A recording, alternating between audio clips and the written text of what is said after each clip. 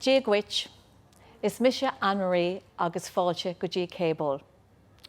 We are so happy to continue to be part of Dara le Gaeilge in promoting the Irish language in some small way, be it whether with a cúpla focal or some fógraí.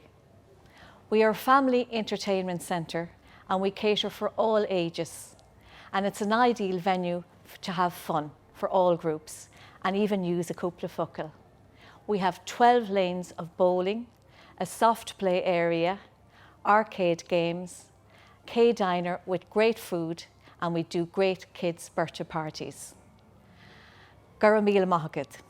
Agus sin Karen, agus Karen is Gaeilgeoir. Is Misha Karen agus tá ag obair an seo go páirthaimse I cébal. Is dálta mé an gcuir cláiste Dara agus tá Gaeilge lífa agam ó bhí mé óg.